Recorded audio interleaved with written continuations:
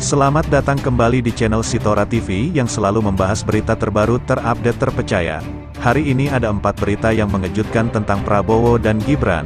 Sebelum Mimin bacakan berita, Mimin mohon kepada kalian semua untuk subscribe channel ini dan jangan lupa like serta komen. Oke, langsung saja kita mulai ke berita yang pertama. Gibran balas tudingan Solo Safari proyek pemerintah pusat, kata warganet, sahur dulu mas.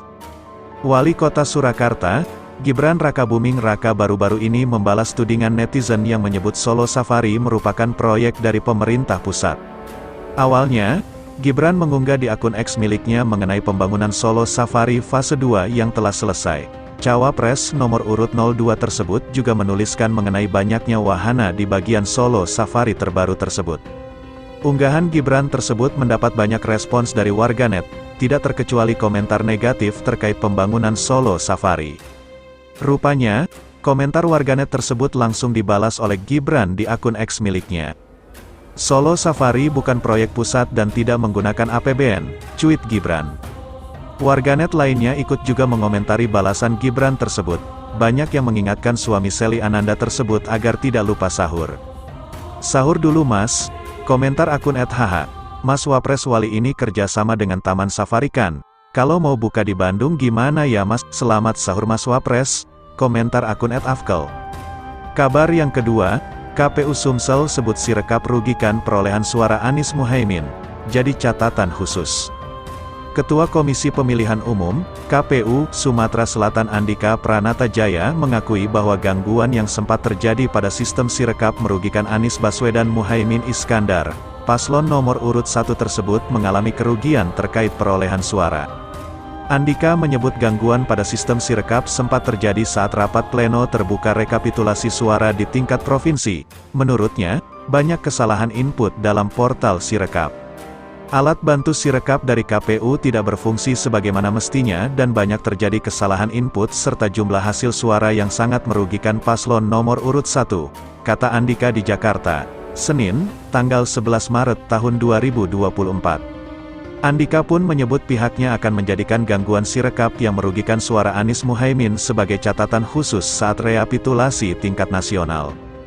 Di lain sisi, Andika menyebut terdapat catatan berupa keberatan saksi pihak Anies Muhaimin di Provinsi Sumatera Selatan. Saksi dari paslon nomor urut 1 menolak menandatangani berita acara dan formulir D hasil di Sumsel. Alasannya, saksi Anies Muhaimin di Sumatera Selatan keberatan dengan pasangan Prabowo Subianto Gibran Rakabuming Raka yang dinilai tidak sesuai syarat dengan melanggar batas usia cawapres. Saksi paslon nomor urut 3, Ganjar Pranowo Mahfud MD di Sumatera Selatan juga mengajukan keberatan. Mereka menilai Pilpres 2024 telah mencederai sistem demokrasi Indonesia. Saksi Ganjar Mahfud keberatan dengan seluruh proses pemilu yang diduga penuh rekayasa hukum, keterlibatan aparat, penyalahgunaan bansos, intimidasi, hingga politik uang yang menjadikan pemilu tidak demokratis. Keberatan terhadap penyelenggaraan pemilu yang tidak profesional, tidak akuntabel, serta secara kolektif melakukan pelanggaran, kata Andika dikutip Antara. Rekapitulasi suara untuk Pilpres 2024 di Sumatera Selatan sendiri telah selesai. Namun, rekapitulasi untuk Pileg DPRD masih berlangsung hingga berita ini diturunkan.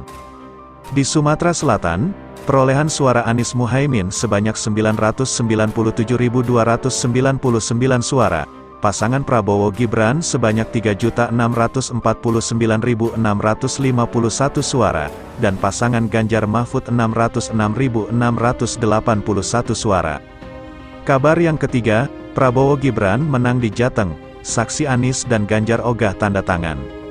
Pasangan nomor urut 2 Prabowo Subianto Gibran Rakabuming Raka berhasil menang di Provinsi Jawa Tengah dengan memperoleh 12 juta suara.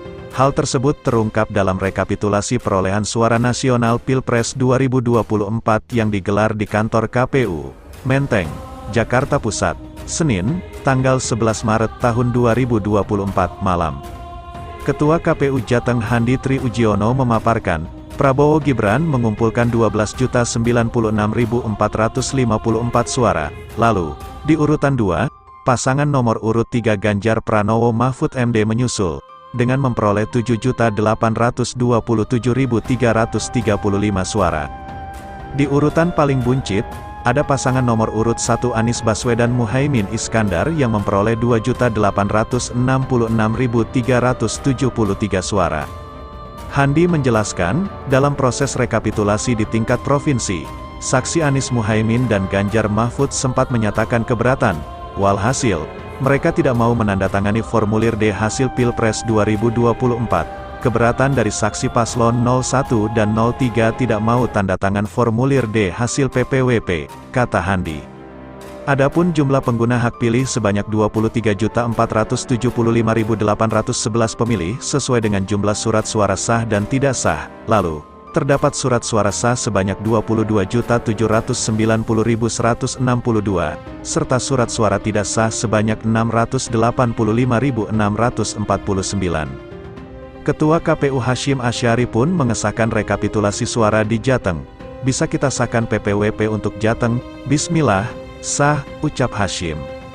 Kabar yang keempat, KPU DKI umumkan Prabowo Gibran menang tipis dari Anies Muhaimin di Jakarta. Komisi Pemilihan Umum, KPU, Provinsi DKI Jakarta mengumumkan hasil akhir rekapitulasi suara Pilpres 2024. Pasangan nomor urut 02 Prabowo Subianto Gibran Rakabuming Raka menang tipis dari Anies Baswedan Muhaimin Iskandar. Hasil tersebut berdasarkan data yang dikutip dari akun Instagram resmi KPU DKI, @kepu_DKI, yang dipantau Kompas TV, Selasa, tanggal 12 Maret tahun 2024. Berikut hasil rekapitulasi dan penetapan hasil perolehan suara pemilu 2024 untuk pemilihan Presiden dan Wakil Presiden, DPR RI, DPD, DPRD RI tingkat Provinsi DKI Jakarta, tulis KPU DKI dalam laman Instagramnya. Prabowo Gibran meraih 2.692.011 suara atau 41,67%, sedangkan Anies Muhaimin mendapatkan 2.653.762 suara atau 41,07%. Di posisi akhir ada pasangan 03 Ganjar Pranowo Mahfud MD yang memperoleh 1.115.138 suara atau 17,26%.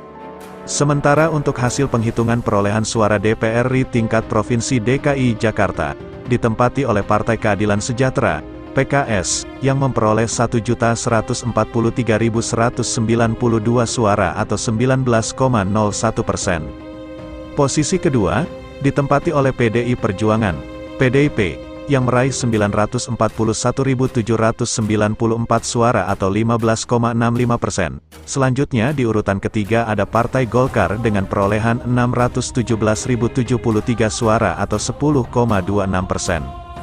Angka yang diperoleh Partai Golkar beda tipis dengan Partai Gerindra yang mendapat 611.171 suara atau 10,16%.